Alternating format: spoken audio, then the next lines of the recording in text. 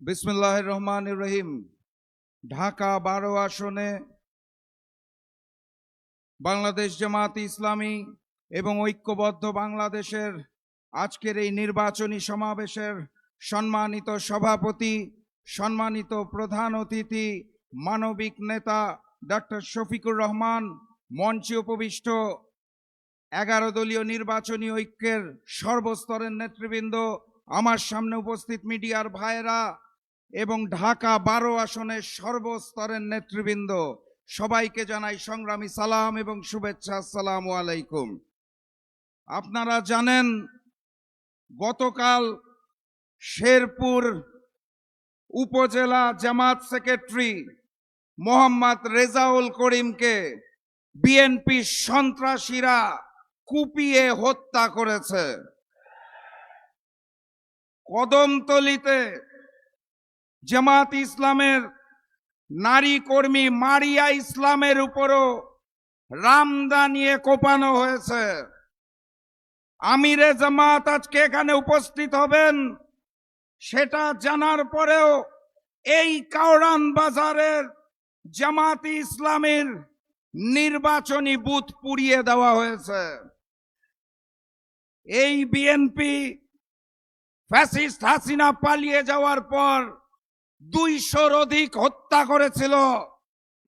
এই বিএনপি ইশতেহার ঘোষণার পরের দিন যখন আমার ভাই ওসমান হাদিকে হত্যা করা হয়েছে, তখন তারা প্রতিবাদ করে নাই। এই বিএনপি গতকাল রেজাউল করিমকে নির্মমভাবে হত্যা করেছে। আপনারা কি বিচার চান?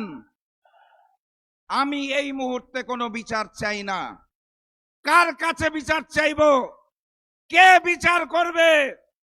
বিচার আমি আগামী 12 তারিখের পর চাই আগামীর প্রধানমন্ত্রী ডাক্তার শফিকুর রহমানের কাছে। এর আগে কোনো বিচার হবে না, চেয়ে লাভ নাই। শরীফ ওসমান হাদি বলে গিয়েছিল, জীবন দেব, জুলাই দেব না। ওসমান হাদি তার কথা রেখেছে, জীবন দিয়েছে।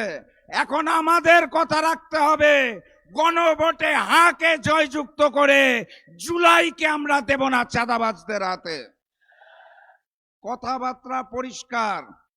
ওই যে কোদাল কাস্তে রামদা নিয়ে যারা আয়োজন চালাচ্ছে, ওসব চলবে না। নীরবে যারা সন্ত্রাস চালাচ্ছে, চাঁদাবাজি চালাচ্ছে, তো সব চলবে না। কথা কি বোঝা গেছে? একটা নাম পেয়েছি আমরা, সাইফুল আলম খান মিলন, যার নামেই আছে মিলন। আপনাদের সাথে মিলিত হয়ে ঢাকা 12 আসনকে গড়ে তুলবে ইনশাআল্লাহ।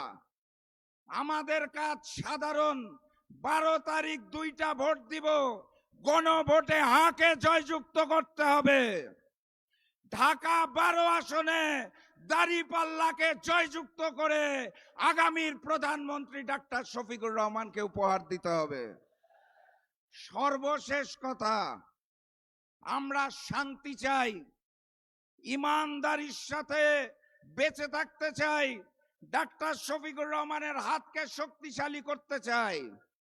কিন্তু ওপার থেকে যদি কোনো হামলা আসে, মুখ বুজে বসে থাকবো না, প্রতি জবাব দেওয়া হবে ইনশাআল্লাহ। এই সেই কাওরান বাজার।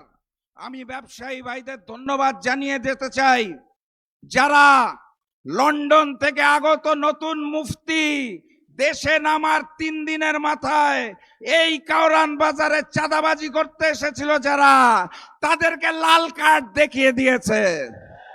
সেদিন থেকে তারা এলাকা ছাড়া দৌড়ের উপর আছে।